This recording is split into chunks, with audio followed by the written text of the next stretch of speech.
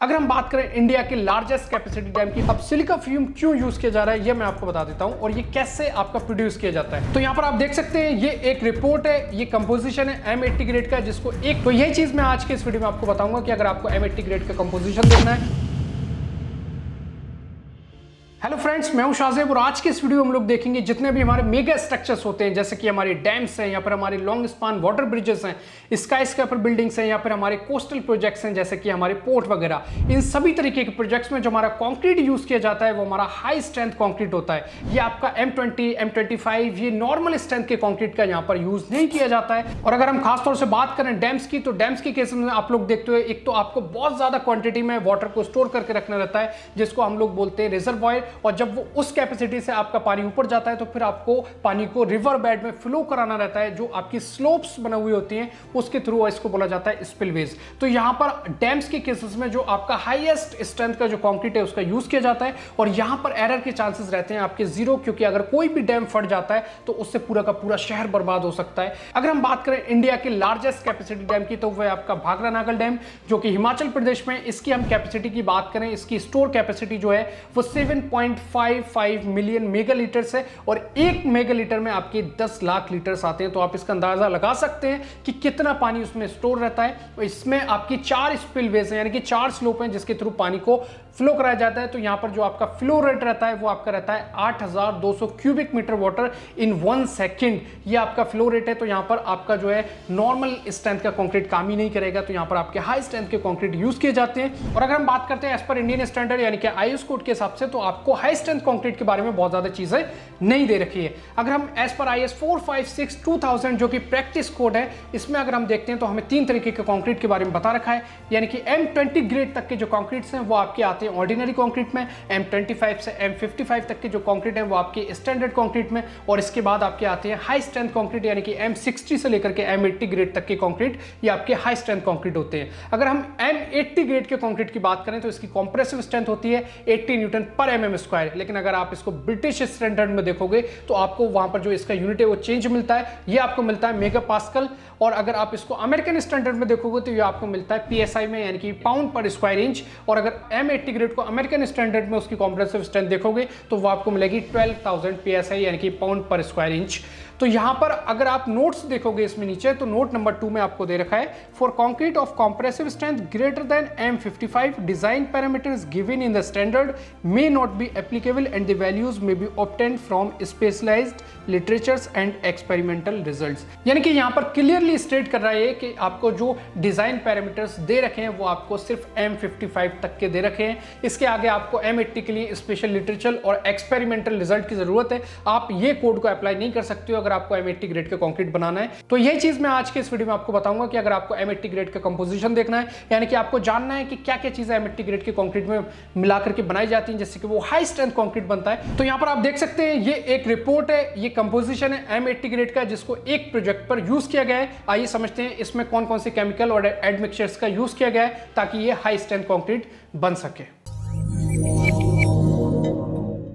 तो इस रिपोर्ट में आप यहां पर देख सकते हो OPC यानी कि ऑर्डिनरी पोर्टलैंड सीमेंट का यूज किया गया है। 53 ग्रेड का सीमेंट है और ये कितनी क्वांटिटी में यूज किया गया है? 540 किलोग्राम, यानी कि 1 क्यूबिक मीटर कंक्रीट बनाने के लिए OPC 53 ग्रेड 540 किलोग्राम यूज किया गया है। इसके बाद आप देखोगे माइक्रो सिलिका यानी कि सिलिका फ्यूम, ये आपका यूज किया गया है 60 kg 60 किलोग्राम, यानी कि सीमेंट का 10 से 12% सिलिका फ्यूम यूज किया जाता है। अब सिलिका फ्यूम क्यों यूज किया जा रहा है ये मैं आपको बता देता हूं और ये कैसे आपका प्रोड्यूस किया जाता है। माइक्रो सिलिका जो है वो आपका सिलिका फ्यूम है, यानी कि ये इसको स्पेशली नहीं बनाया जाता है, ये सिलिकॉन को बनाने की प्रोसेस में जो है रिलीज होता है। कैसे होता है मैं आपको बताता हूं। सिलिकॉन जो कि एक सेमीकंडक्टर मटेरियल है, इसका यूज ट्रांजिस्टर्स को बनाने में और भी बहुत सारी चीजें बनाने में, जैसे कि अगर हम सिर्फ कार्स की बात करें तो कार्स के वाइपर्स को बनाने में, इसके टायर्स को बनाने में, इसकी गैस्केट्स को बनाने में, इन सभी चीजों में सिलिकॉन का यूज किया जाता है। और इसमें क्या होता है, सिलिकॉन को बनाने में हाई क्वालिटी जो क्वार्ट्स होते हैं उनके रिडक्शन से 2000 डिग्री सेंटीग्रेड के हाई टेम्परेचर पे जब उनको इलेक्ट्रिक भट्टी में जब उसको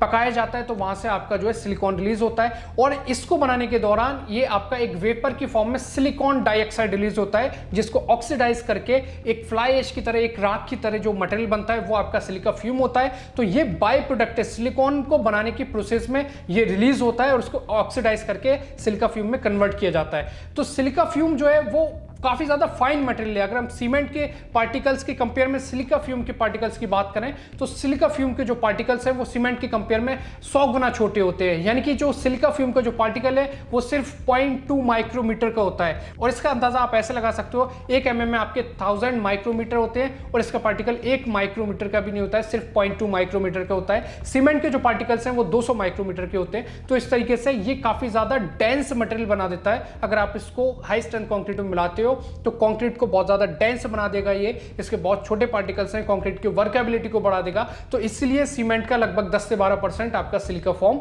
यूज किया जाता है। इसके बाद आप देखोगे water cement ratio. Water cement ratio जो है वो आपका सिर्फ यहां पर रहेगा 0.2 से लेकर के 0.28 तक, यानी कि 20% से लेकर 28% तक इस यहाँ पर पानी मिलाया जाता है। पानी की क्वांटिटी कम रखी जाती है क्योंकि वहाँ पर अभी आपको काफ़ी सारे एडमिक्सचर्स मिलाने रहते हैं। हाई स्ट्रेंथ कंक्रीट में हमेशा पानी जो वाटर सीमेंट रेशियो कम रखा जाता है।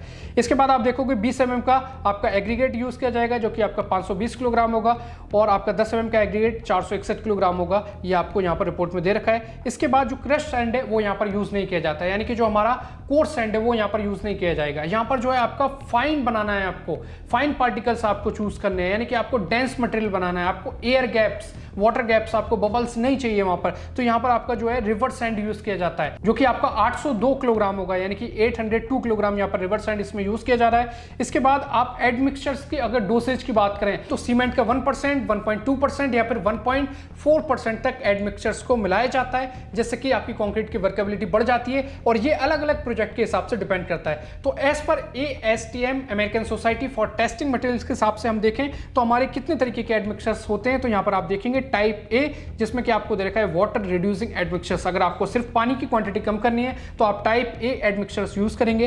टाइप बी में आप देखेंगे आपको दे रखा है रिटार्डिंग एडमिक्सचर्स, यानी कि अगर आप किसी हाई टेम्परेचर एरियाज में कंक्रीट को कास्ट कर रहे हैं तो वहां पर उसका जो सेटलिंग टाइम है वो बहुत ज्यादा कम हो जाता है, यानी कि उसका मॉइस्चर जल्दी सूख जाता है गर्मी की वजह से। तो वहां पर रिटार्डिंग एडमिक्सचर्स का यूज किया जाता है सेटलिंग टाइम स्लो करने के लिए, यानी कि बहुत जल्दी से कंक्रीट ना सूखे, वो अपना प्रॉपर टाइम ले वहां पर। इसके बाद आपके आते हैं टाइप सी, जिसको बोलते हैं एक्सीलरेटिंग एडमिक्सचर्स, यानी कि अगर आप किसी ठंडे एरिया में, बहुत ज्यादा आपका ठंडा एरिया है कोई, वहां पर आप कंक्रीट कास्ट कर रहे हैं तो वहां पर क्या होगा, कंक्रीट का सेटलिंग टाइम ऑलरेडी बहुत स्लो हो जाएगा, तो उसको बढ़ाना पड़ेगा वहां पर। तो फिर आपके एक्सीलरेटिंग एडमिक्सचर्स का यूज किया जाता है जो कि आपके एज पर ASTM ये आपके रहेंगे टाइप सी। इसके बाद आपके आते हैं टाइप डी, जो कि आपके वाटर रिड्यूसिंग एंड रिटार्डिंग है, यानी कि वाटर को भी कम कर रहा है और आपके सेटलिंग टाइम को भी स्लो कर रहा है। इसके बाद आपके आते हैं टाइप ई, जिसमें आपको दे रखा है वाटर रिड्यूसिंग एंड एक्सीलरेटिंग, यानी कि पानी को कम कर रहा है और सेटलिंग टाइम बढ़ा रहा है। इसके बाद आपका आता है टाइप एफ, जो कि आपको दे रखा है वाटर रिड्यूसिंग और हाई रेंज एडमिक्सचर्स। तो ये आपको पानी को कम कर रहे हैं और आपकी जो कंक्रीट की वर्केबिलिटी उसको हाई रेंज में बढ़ा करके लेकर के जा रहे हैं। इसके बाद आपके आते हैं टाइप जी, जिसमें आपको देखा है वाटर रिड्यूसिंग,